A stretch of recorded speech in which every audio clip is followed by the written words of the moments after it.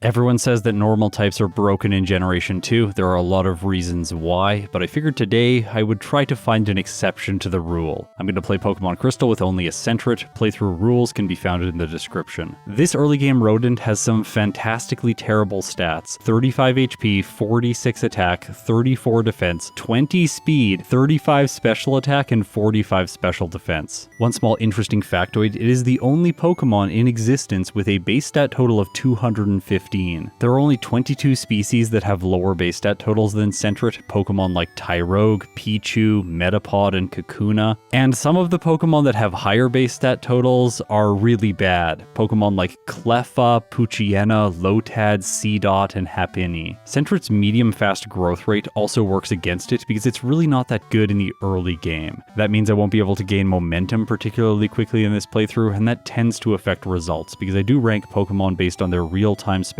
completing the game. Now that is where the bad news stops because Sentret's move pool is actually quite decent. It starts with Tackle and Defense Curl, and then through level up it gets Quick Attack, and then later Rest, my favorite move, and Amnesia, a move which is going to be fantastic for the late game. Through TM and HM it gets access to a wide range of coverage, 4 punches, Dynamic Punch, Ice Punch, Thunder Punch, and Fire Punch, the 3 normal type moves, Headbutt, Swift, and Return, as well as some ground type coverage in the form of Dig and Mud Slap. Gligar and Piloswine are both pretty frustrated with that. Access to moves like Iron Tail and Shadow Ball is nice, but I doubt they will see play today. They tend not to be that useful. But I could see Rollout specifically solving some niche situations, especially because I get access to Defense Curl from the start. For today's playthrough, the rival is going to be using the Chikorita team. This is by far his strongest team, just because the Azalea Town battle is so much more difficult when he has Bayleaf, which knows Razor Leaf. After naming him Triple Question Mark, I head north to Violet City, fighting all of the trainers along the way. This is going to be a theme throughout this playthrough. I'm going to do so much additional training on pretty much every route, so I'm not going to mention it from here, but I want you to know that I'm putting in the time with Sentret to ensure that it's at a good level by the time it reaches the league. In that spirit, I'm going to complete Sprout Tower today, which is an optional area in Pokemon Crystal. This was changed in the remakes. Normally I skip it in my playthroughs because you don't need Flash to navigate the caves if you have the routes planned out, but in this playthrough this area is actually good because of the experience. Sagely's team of 2 level 7 Bellsprouts and 1 level 10 Hoot Hoot is some of the best experience that can be found in the early game outside of major battles like Falkner. And speaking of him, he's the next battle for me, so let's see how a level 13 Sentret does.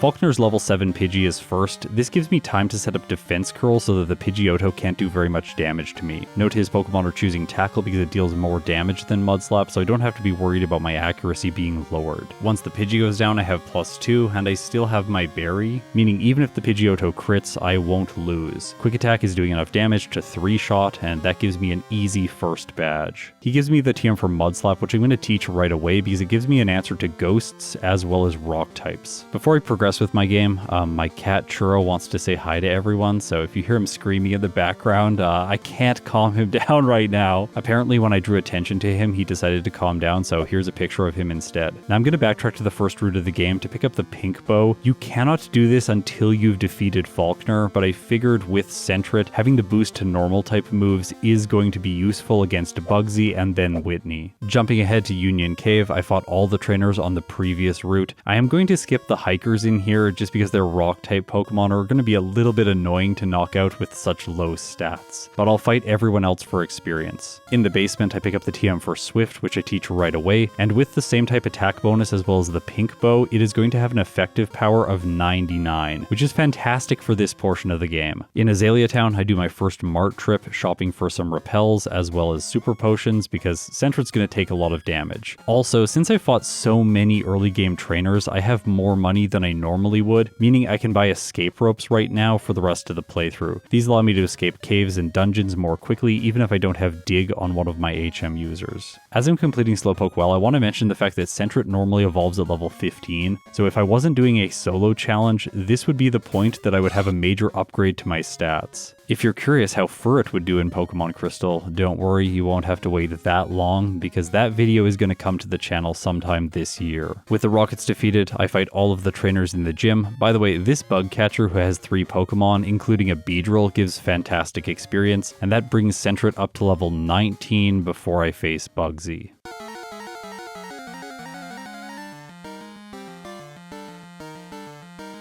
This battle is going to be incredibly simple. I can set up with Defense Curl all the way to +6 against the first Metapod, ensuring that the Scyther's Fury Cutter is doing very little damage on its first few turns. It doesn't matter that Metapod lowered my speed with String Shot. If I need to move first, I can use Quick Attack, and if I want a lot of damage with Swift, I would have been moving second against the Scyther anyways. Bugsy sends in his Kakuna second, which is actually a little bit scarier than if he had sent in Scyther, just because this thing can poison me with Poison Sting. I'm using the Pink Bow for additional damage, and that does leave me open to the status condition. Luckily, it doesn't occur today, and I move on to the Scyther. It just goes for Quick Attack on the first turn, and then yes, its Fury Cutter does crit, but it does so little damage, and my Swift crits, taking his ace down to red health. Scyther breaks its own chain with Quick Attack, and because of that, Sentret is victorious. But Bugsy is not the most challenging battle in Azalea Town because the rival is usually much more difficult. In this case, Ghastly doesn't seem like it would be a threat. It knows Hypnosis, Lick, and Spite. Of course, Lick can do no damage to me, so why is this thing a threat? Well, if I use Mud Slap on it and it puts me to sleep, then it can spam Spite and drain all of my PP, and after that, I won't have a way to knock it out. Because Swift, Quick Attack, and Defense Curl all combined have a total of 90 power points, there is going to be no way for me to deplete myself and use Struggle. Luckily, Ghastly doesn't do this, and I'm able to two-shot it using the ground type move because I woke up from sleep quickly. Just note, there is no Mint Berry early on into the game, so there's no way for me to play around that status condition. And with 22 speed, it's unrealistic for Sentret to level up more to outspeed the Ghost. I was hoping Swift would one-shot the Zubat, but it doesn't, allowing it to flinch me with Bite, as well as confuse me with Supersonic before the Bayleaf comes in.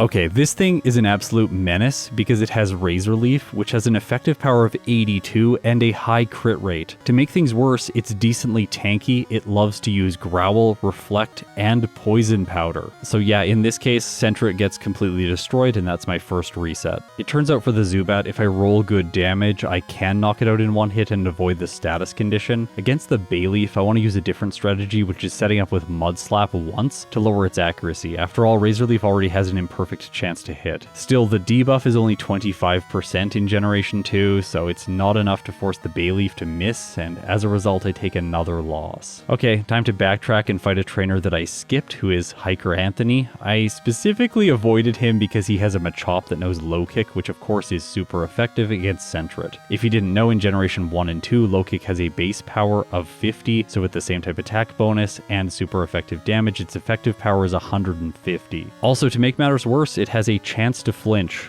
but don't worry, the Machop is pretty slow, and I'm quite powerful now because I'm over leveled, so I just one-shot it with Swift. Doing this battle allows me to start the fight at level 20, but it doesn't really give me a significant advantage in any other way. The Zubat is still faster, it inflicts Supersonic, I don't get the damage range I need, and it survives. Okay, well it looks like Swift is doing 1/3 to the Bayleaf when it doesn't set up with either Growl or Reflect. In Johto games, whenever you can luck through a fight without battling wild Pokemon, it tends to be more time efficient than doing the training. This is just because all of the wild encounters are at such low levels, meaning you gain very little experience. For Sentret, it's just going to be far better for me to continue losing this fight, hoping that eventually Razor Leaf will miss. I can stack the odds in my favor by reverting back to the Mud Slap strategy.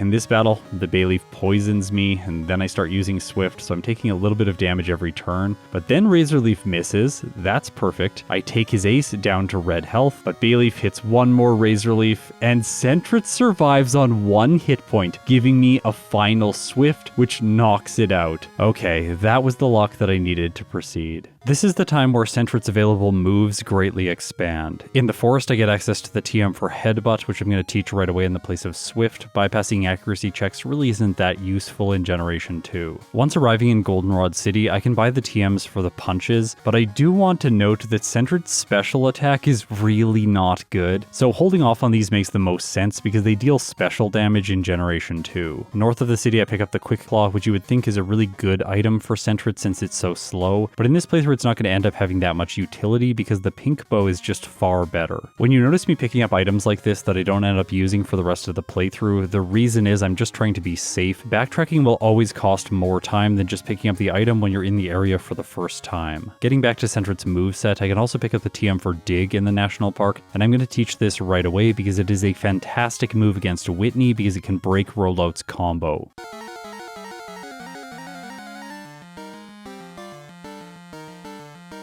Her first Pokemon is Clefairy. I'm going to set up Defense Curl against it so that I take very little damage from the Miltank. It got Sweet Kiss with Metronome and Confuse Sentret. Fine, that's really annoying. I hit myself, take damage from Pursuit, and then it Metronome's Twin Needle, which luckily does not poison me because that would have been really bad. With +2 defense, I decided to go for Headbutt and knock her first Pokemon out in 2 hits. Next is Miltank. I don't outspeed it. I'm not even close. Sentret is actually closer to having half of its speed, which is just awful. That said, every other turn I can use Dig and break its combo so that Rollout is doing very little damage. The move I was most fearful of was Stomp because it has the same type attack bonus and base 65 power plus a flinch chance, but the Miltank doesn't end up choosing it, so I can just use Quick Attack for the win. The speed boost from the Plane badge only gives me an increase of 3 points, taking Sentret's total speed up to 29 at level 24. I think I'm gonna have problems moving first against Morty's team. His first Ghastly, which loves to inflict Curse, has a speed of 41. The first Haunter has 48 speed, which seems kind of unobtainable, but the Gengar has 64, so there's definitely no way I'm going first against it. Conveniently for me, there's a lot of experience available to Sentret before I reach Morty. First of all, I have to battle the Kimono Girls. They all have fantastic experience yields for Johto trainers. And next I can go west of the city where there are a bunch more trainers that I can battle. In Olivine City, I can fight all the trainers in the Lighthouse, and by the time I defeat them, including Dennis, my Sentret is level 30. The rival in Burned Tower is next. He starts with a Haunter. This one has 48 speed, so I'm not going to move first with Dig, meaning it curses me before I attack. So I've taken 25% damage already. Okay, Magnemite's next. I have to use Dig on this thing again, taking another turn of curse damage. I'm just hoping the Bayleaf doesn't attack. By the time I knock out the Zubat, Bayleaf does go for Poison Powder. I survive the curse, but Bayleaf outspeeds, by the way, by a single point using Razor Leaf, knocking Sentret out. In order to bypass curse damage, I need to be able to attack every turn, so I can teach Fire Punch in the place of Defense Curl because that move isn't going to be very useful now. I still go for Dig against the Haunter to ensure that I knock it out. I wasn't convinced that Fire Punch with special damage would get the job done, but I can use this move against the Magnemite for a one-hit bypassing the curse damage. Zubat still falls to a single hit, and now I have much more health remaining for the Bayleaf. But then the rival chooses Reflect, meaning Headbutt's damage is halved. I only do about a third. It uses Growl, further lowering my attack stat, and I am so grateful that I chose Fire Punch, taking it to red. I survive curse damage. Bayleaf uses Razor Leaf, which Sentret barely lives through on 6 hit points, and with that I have defeated the rival. There are 3 mandatory trainers in Morty's gym.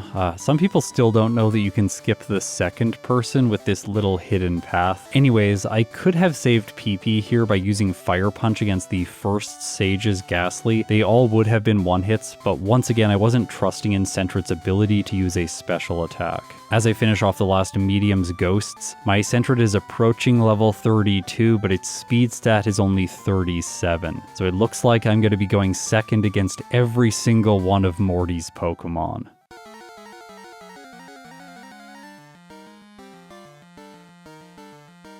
Sentret's typing is an advantage here because ghost types cannot hit me with their ghost type moves. That means I'm immune to the first Ghastly's Lick, the second Haunter's Nightshade. It actually can't deal damage to me at all, but Gengar can use Hypnosis and then deal damage with Dream Eater. Also, because I'm moving second, the first Ghastly was able to curse Sentret, so every turn the battle lasts, I am taking damage. Things are really not looking good here. I go for Dig against the Gengar because I don't think Fire Punch is going to be able to 2-hit, and Sentret comes through with a critical hit, knocking Morty's ace out in only 1 turn. Alright, that's perfect. I leveled up during the battle, which means I have a little bit more health, and because of this, Sentret survives the non-volatile status damage with 3 hit points, uses Dig, and Haunter faints. Alright, like the rival in Azalea Town, that was another close battle. I now have a choice as to where I want to go next, but of course I'm not going to make this choice because I just forget that Sentret is a normal type and it's very weak, and I walk on over to Olivine City and then start surfing towards Chuck's gym. If you're wondering why I'm making such a terrible decision, well, it's pretty simple. I play a lot of these challenges and this is my standard route, so it's very hard to break out of the habit. There's also some easy justifications once you make it this far for not backtracking. Number 1, that's just wasted time without accomplishing anything, and number 2, Chuck is one of the most inconsistent gym leaders because he loves to miss with moves like Dynamic Punch. Also, if you didn't already know, the AI has a 25% accuracy debuff on most most status moves. Hypnosis is one of these, so when Chuck uses it, he has 45% accuracy. And if you think that's bad, when he uses Mind Reader, there is still a 25% chance that he can miss when using Hypnosis. In this playthrough, I'm going to push forward instead of backtracking to Pryce, so let's see how Chuck's gym goes. And I'm specifically referring to the gym because first of all, I have to battle the tag team trainers. There's no way to save between these battles, and when I'm using a normal type and I can't use healing items in battle, this is problematic. Also, the Hitmonlee just barely survives my return, which by the way is now more powerful than Headbutt. Luckily, I have Quick Attack to finish it on the next turn, but I only have 16 hit points for the following Black Belt's Hitmonchan. It goes for Comet Punch, taking Sentret down to 4 hit points. It survives my attack, and once again, my priority move comes through, giving me the win. I am really glad I kept Quick Attack this long and didn't opt for another move like Ice Punch or Thunder Punch. Black Belt Nob is next, and he can be challenging, but today Sentret doesn't have any problems. There's only one more guy in the gym, and like usual, he is not a problem, so now let's move on to Chuck.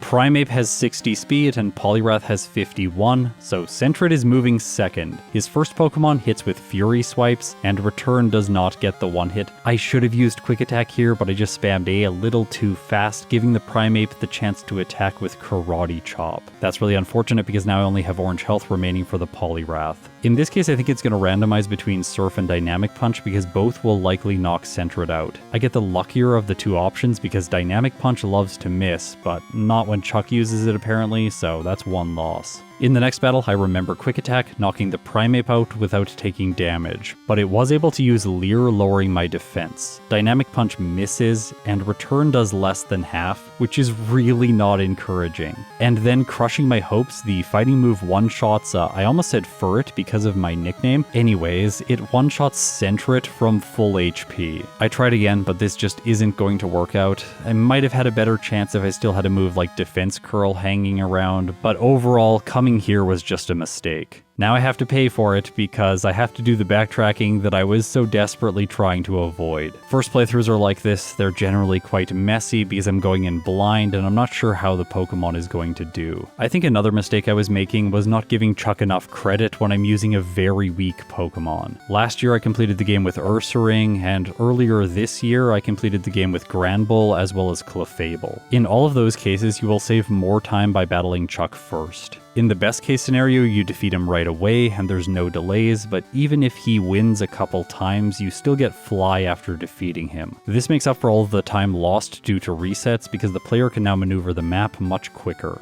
There are still a few tricks that I have with Sentret, like I can enter the Pokemon Center in Mahogany Town and then use Abra to teleport back here whenever I need to return to this location. While this does make the area around Pryce's gym a little bit faster, it is going to make me have to backtrack all the way to Chuck's gym. I could have left my waypoint in Cianwood City and then teleported all the way back there after completing the Rocket plotline as well as Pryce. On the Lake of Rage, I fight the Red Gyarados. By the way, I'm mentioning it more in my videos because it can be problematic. Thrash and Dragon Rage are both moves that do a lot of damage when you're a low level. Even without Thunder Punch, Sentret doesn't have a problem, and then I crush through the Rocket plotline. This area of the game is always so easy and boring, we're just gonna skip all of it. The experience from all the trainers and the electrodes that I had to battle here takes Sentret up to level 41, and I figured this was gonna be enough to face Pryce because if you didn't know, he is absolutely terrible.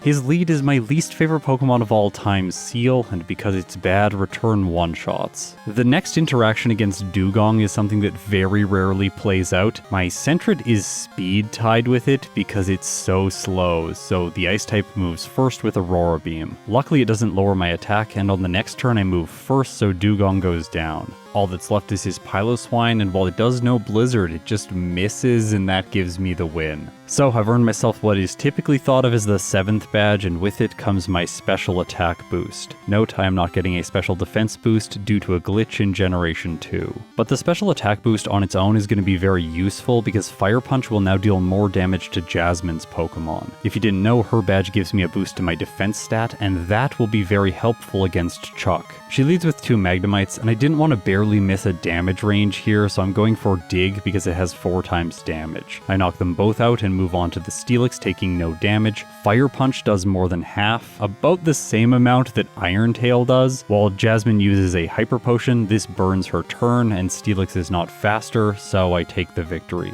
Okay, so with my defense boosted and my level significantly higher, I think that I can beat Chuck. Another key stat here for Sentret is its speed. I have exactly 52, which is 1 more than Poliwrath. The Primeape still does move first, lowering my defense. That means Poliwrath's probably going to choose Dynamic Punch, but I'm able to move first, do massive damage with Return, and Poliwrath misses, giving me the win. During the rocket plotline, there are 2 notable battles, the one against the Executive with 5 coughing and 1 wheezing. For Sentret, this battle isn't an issue because the coughing are a 1-hit with Return and the wheezing just goes for tackle. The second notable battle is against the rival. I'm a little bit frustrated, I have to say this is a notable battle. The Golbat's faster and it just barely survives Return, dealing almost half damage to Sentret before I take it out. Luckily, Magnemite is a 1-hit so it can't inflict paralysis with Thunder Wave, but the Haunter moves first with Curse before I go underground with Dig, so I'm taking damage from the status condition every turn. Plus, the Sneasel is very fast, so it deals chip damage with Feint Attack before the Meganium comes in. Once again, this Pokemon is faster because Sentret is so slow, so it sets up Reflect and then takes very little damage from Return, and that's that. There are 2 major differences in the next battle. I get a better damage range against the Golbat, so I knock it out in 1 turn, and then on Haunter I go for Fire Punch instead of Dig. This way I take no damage from Curse, then Sneasel's small amount of damage with Feint Attack isn't enough for Meganium to be particularly effective against me. Plus I get lucky here, it chooses Poison Powder instead of Reflect, giving me much more damage, and I can finish it in only 2 turns. With Sentret, who can't learn any moves through the tutor, it makes sense to spend all of my money on vitamins now. I purchased a total of 4 calcium, 2 protein, and 3 carbos. Alright, so that's everything notable in the Rocket plotline, right? No, actually, there is a second executive at the top of the tower who's sort of the final boss of this area, and I did not heal going into this fight, so I have only 36 hit points remaining. Luckily, I'm faster than the first Houndour, one-shotting with Return, but against his second Pokemon coughing, I was starting to get worried about the Houndoom. I decided to go for Amnesia for some reason, but it hits Sludge, taking me down to red health, so even with my increased special defense, I think I'll just lose if his ace attacks. And of course, it's faster using Bite, which is special, and Sentret survives on 1 hit point. Okay, so I would need Return to do enough damage, and of course, it does. So the executive is no more, and with that, I can head to Blackthorn City through Ice Path. On my way, I make sure to pick up the Nevermelt Ice to boost the power of Ice Punch, just in case I want to use that move, but I don't think it's going to be relevant against Clair. It tends to be the case that using Return on her Dragonairs is the better choice. After all, they only take 1 times damage from the Ice move, but against Lance, it has much more utility because the Dragonites take 4 times damage. Alright, so will a level 50 Sentret be able to one-shot the Dragonairs? Let's find out.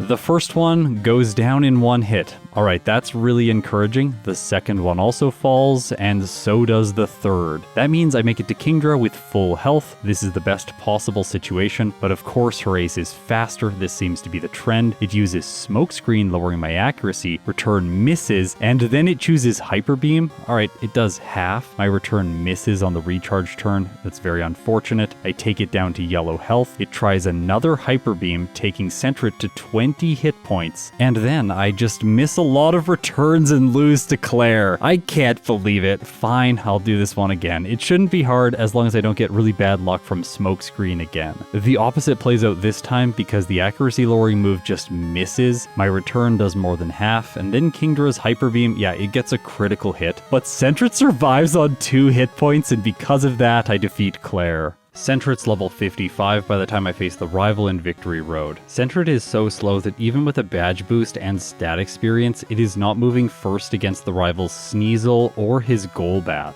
I get confused, but luckily Return is powerful enough to knock the flying type out. Okay, Magneton's next. I can use Dig to one-shot it, of course. The Haunter follows suit. It does get Curse in, but this shouldn't be a problem because I'm going to one-shot the Kadabra. It just uses Future Sight, and then Meganium comes out. It doesn't go for Reflect. Return does massive damage, and as a result, I've defeated the rival.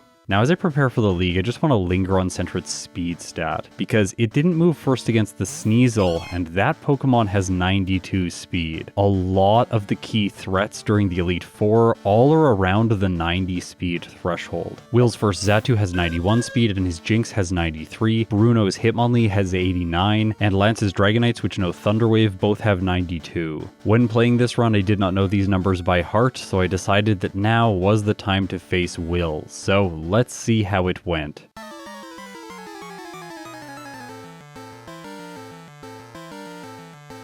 With Xatu moving first, it's able to confuse me right away, which is really annoying. Sentret hits itself, then Xatu lands a Psychic, taking me to just above half. Sentret hits itself again, and Xatu gets the KO with its second attack. Okay, so that's just about as bad as it could possibly be against Will. I decided to equip the Bitterberry to cancel out Confuse Ray against the Xatu, because then I can set up Amnesia to block its Psychics, but the second turn it just goes for Confuse Ray again, and Sentret hits itself twice, going all the way down to orange health before I knock his lead out. Next is Jinx. It moves first, luckily missing a double slap instead of using Lovely Kiss. Return one-shots, he sends an Executor, it survives, sets up Reflect, which isn't immediately annoying, but then the Slowbro is going to really tank damage, so I decided to set up Amnesia, which is objectively a bad call because eventually it attacks with Body Slam, and that's it for Sentret. If I'm struggling here against Will, Hitmonlee, Hitmonchan, and Machamp are going to be an obstacle that Sentret can't get past. Inside of Indigo Plateau, I use the guy with his Abra to teleport back to New Bark Town, and I fly to Mahogany Town because there are trainers in the surrounding regions that I haven't yet faced. South of Blackthorn City, there are more people to battle, but I do want to draw attention to the fact that all of their Pokemon are under level 30, so I'm really not gaining very much experience from this training.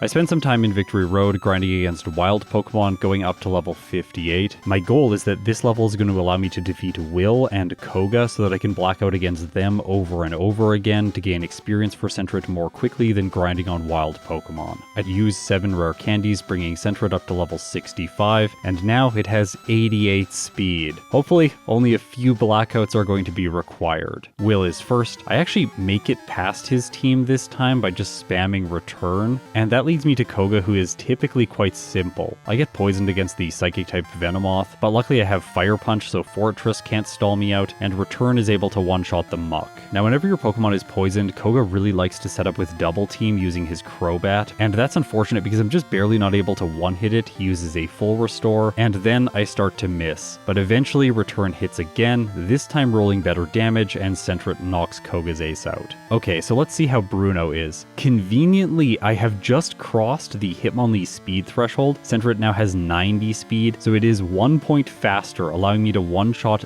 this powerful fighting type. It's really good that it wasn't able to land a high jump kick. The Hitmonchan on the other fist, while it is slower, knows Mach Punch, and it's able to get some damage in before Machamp comes out. I'm pretty sure Cross Chop is just going to finish me in one turn, even without a critical hit. Of course, I'm faster, and Sentret crits, knocking it out in only one turn. All that's left is Onix. I use Dig here instead of Fire Punch, which is a terrible idea, because then the Rock type can hit me with Earthquake for double damage. But do remember, Onix is one of the worst Pokemon in the game. It has almost no attack, so Sentret survives with 14 hit points and finishes Bruno on its first attempt. Okay, so Karen is next, and I'm going to have to 2-hit her Umbreon. That gives it time to hit me with Sand Attack once, which is really frustrating. Because of this, I miss on the following Vileplume. Once it goes down, then Gengar establishes Curse before I finish it off with Dig. And Murkrow as well as Houndoom are both faster than Sentret. Feint Attack gets a crit, doing a lot of damage, and then Houndoom finishes me off with Flamethrower. I am going to take that Blackout and all the experience it gave me and fight the entire league again. I know this is a little bit risky because Bruno could be problematic again if I don't get a critical hit on the Machamp, but I'm liking my chances more and more because Sentret is leveling up. I thought that I might have a different strategy that I could use against the Machamp to increase my odds, which is to use Fire Punch, hoping for a burn on the first turn, and then knock it out with Return. I actually do get the status condition my first attempt, but then Cross Chop crits and Sentret goes down. There's of course another way to win this, which is Machamp just missing Cross Chop. After all, that's a 20% chance event. Okay, so Sentret made it back to Karen. This fight is going to be easier because the Umbreon misses its sand attack, so I can sweep both the Vileplume and the Gengar without issues. Again, it does land Curse. Murkrow does not crit with Feint Attack, and I have green health left over for the Houndoom. This is a really nice situation. I think I'm going to be able to do it. Sentret survives Flamethrower, and with that, Karen's ace falls. Of course, before Lance, I'm going to exchange my punches. An Ice-type move is just going to be far more potent here. To boost its damage, I give Sentret the Nevermelt Ice, and now I'm ready to face the champion.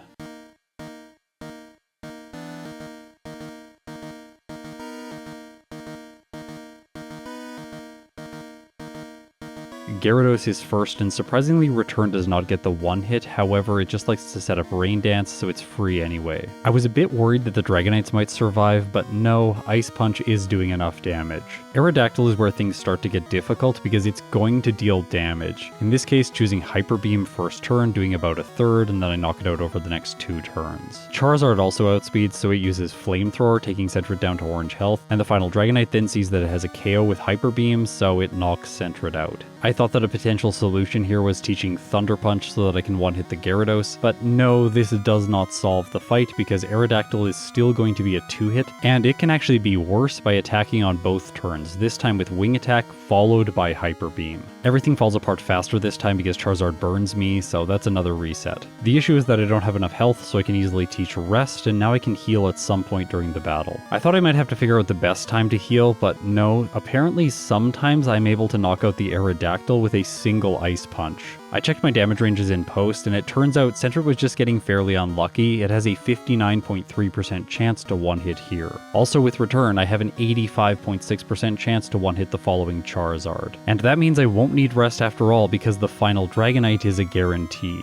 Using Sentret, I get a champion split of 1 hour, 39 minutes, and 51 seconds. Right now it is still on the table for Sentret to get a sub 2 hour first playthrough. And I don't really see anything that's going to come in its way in Johto. After all, the gym leaders here are very simple. Erica isn't a problem. Next I face Sabrina, and the Espeon is faster, so it lowers my accuracy with Sand Attack, but don't worry, Return keeps hitting. It knocks out her first Pokemon as well as the Mr. Mime, and then I move on to the Alakazam, which sets up Reflect, surviving my Return. Then Sabrina uses a Hyper Potion, Sentret misses, Alakazam crits with Psychic, and Sentret's next Return fails to one-shot. So yeah, Alakazam defeats me. It's always really frustrating when I lose to these gym leaders because the battles are just not very difficult. But Sentret's lack of speed really holds it back here. However, if the Espeon just goes for Psychic right away, I have to take my time with Rest because it's doing a lot of damage. However, Sentret does wake up, knock it out, and from there I'm able to defeat Sabrina. I don't have any other problems against the gym leaders in Kanto, so now let's face Blue.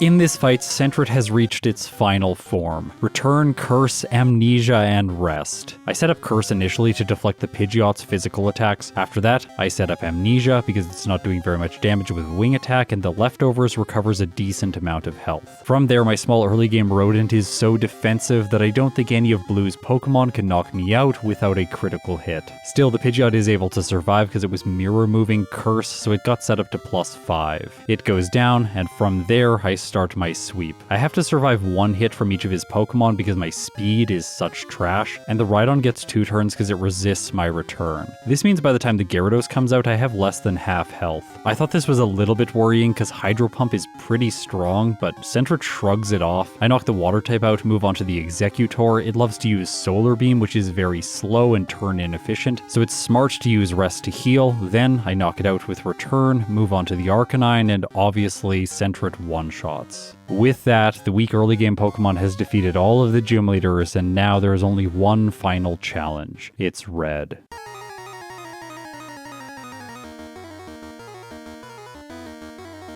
Before this battle, I used 3 rare candies, bringing Sentret up to level 78, which is just over a damage rounding threshold. The Pikachu is going to spam Thunder after it uses Charm, so I'm going to set up Amnesia to raise my special defense. There are 2 ways for Sentret to lose here. Number 1, Thunder can cause paralysis and then I can get really bad luck, and the second but more likely way is that one of Red's Pokemon gets a critical hit. Paralysis was inflicted fairly early into the battle, but I'm taking so little damage from Thunder I didn't think I needed to heal with Rest. This comes back to bite me because I was paralyzed early on into the fight and then Pikachu gets the crit that I was talking about. In the next fight I play safer using rest whenever I get paralyzed, and then I get fully set up against the Pikachu. By this point it has run out of uses of Thunder, so there is much less risk now. The only problem would be if it uses Thunderbolt right before my return hits. But this doesn't happen and Red's lead faints. Okay, so every Pokemon on his team from here is going to get one chance to attack. The Espeon goes for Reflect, so the following Snorlax is going to take much less damage from physical attacks. And surprisingly, it doesn't go for Amnesia, which is its typical choice when your Pokemon has green health. Because of the Reflect, the Sleepy Bear survives my return, uses Rest. This gives time to stall out the Reflect counter, which is beneficial to me. I knock the Snorlax out, Venusaur comes in, there is one turn left of Reflect, and this lets it survive with a sliver of health. It charges Solar Beam and hits Sentret, but it does like almost no damage. Okay, so this is gonna be a win if there are no critical hits. Charizard tries Flamethrower, but it doesn't crit. Blastoise uses Rain Dance, and with that, Sentret clocks in. It gets a first playthrough time of 2 hours, 1 minute, and 30 seconds, with 17 resets, 1 blackout at level 78, with a game time of 7 hours and 18 minutes. Optimizing Sentret was a fundamentally frustrating process for me because it's really good in the late game, but quite awful early on. If it had a better speed stat, it could defeat the league at a significantly lower level using the punches for type coverage, and then go into the late game with Curse and Amnesia and Sweep. This would give it a very competitive time overall in context of the Johto tier list. And as I mentioned before, the problem for Sentret is speed. I need to level up enough to move first against all of the Pokemon that I previously mentioned during the league. If Sentret fails to outspeed the Xatu, the Hitmonlee, and the 2 Dragonites, it is going to fail to beat the league with consistency. I didn't want to grind out a bunch of playthroughs because it takes Sentret a long time to reach the Elite Four. Plus, a lot of the earlier trainers in the run can cause issues. If you think Defense Curl is going to be enough to defeat Falkner at a pretty low level and skip Sprout Tower, then you'll pay for that. Also, this Fisher just south of Violet City is becoming so annoying. I lost multiple attempts with Sentret because of his Goldine's Supersonic. The fact of the matter is, in order to have a good early game with Sentret, you just need to fight all of the trainers. This gets me to level 19 for Bugsy, and he's quite easy because I have access to Defense Curl. The rival that follows him is truly random though. The first Ghastly is always going to outspeed Sentret. If it uses Hypnosis followed by Spite, it can drain all of Mudslap's PP and cause multiple resets. By the way, we're going to stop watching my final playthrough with Sentret and watch an earlier attempt where I tried to cut out a lot of the early game trainers hoping for a lucky run, and yeah, I reset to the rival a ridiculous number of times. Reaching double digits, I just decided to restart and fight everyone. In my second run, I get very lucky. The Ghastly does not stop me, and as a result, I'm able to defeat the rival on my first attempt. Sentret has a couple different approaches it can take to Whitney. I initially tried to do it with just Dig and Headbutt, but this really isn't the best choice. It is far superior to instead set up with Defense Curl on turn 1 and then sweep her team using Rollout. If I ended up missing against the Miltank, I could just use Dig to break its Rollout combo and then use Headbutt for decent damage. Morty is a wildcard because his first Haunter can put you to sleep with Hypnosis. This will burn my Mint Berry, and then the Gengar is going to finish me off if it successfully puts me to sleep again. There are 2 different ways to approach this fight. The scarier option is to use Dig because the first Ghastly is going to get a Curse in, but Rollout is also risky because it can miss. In the end, I tried the Rollout strategy twice and had to revert to Dig to get the win. Still, even with these 2 resets, I am 42 seconds ahead of my previous playthrough, and a lot of the bad stuff hasn't occurred yet, like Chuck as well as the League. That means there is still a lot of potential to save time. But the red Gyarados has something to say about that because it causes a total of 3 resets. So apparently for Sentret, if you fight Chuck right away, you're going to be in for a world of pain because he is a fighting type specialist, but if you go to Pryce first, then you have to face this thing, and it is going to give you a lot of resets. Now, there's going to be someone in the comments saying, Scott, just run away, you don't need to fight it. But you actually can't run away, you have to either catch it, defeat it, or use a Pokédoll. Because of its species, it would take a long time to catch, and this is not going to be more consistent than just attacking. And of course, Pokédolls aren't allowed because my rules state no items in battle. Okay, so it feels like I lost some more time there. Maybe this is going going to be a second playthrough that ends up slower than the first one.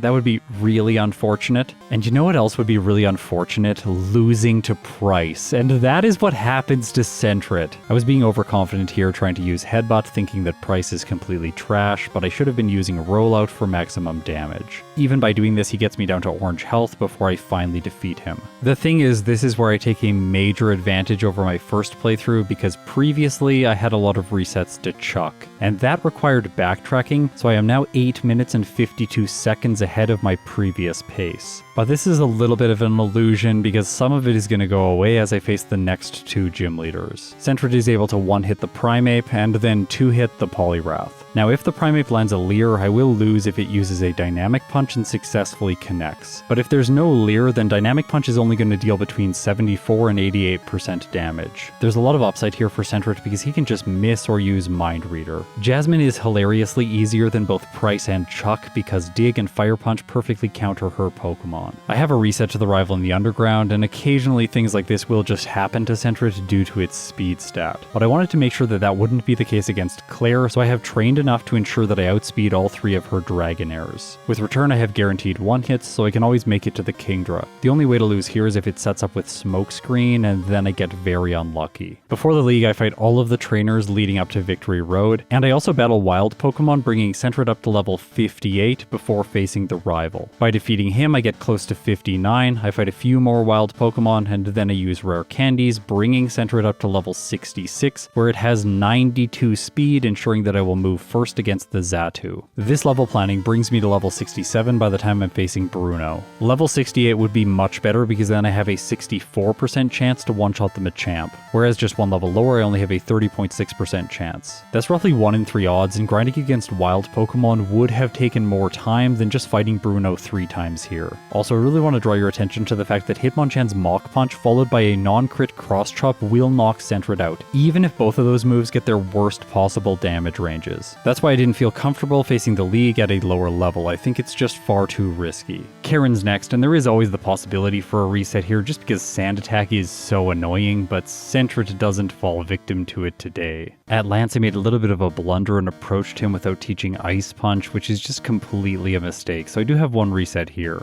Luckily, it's a fairly quick one. After that, I teach Ice Punch in the place of Fire Punch and Rest in the place of Dig.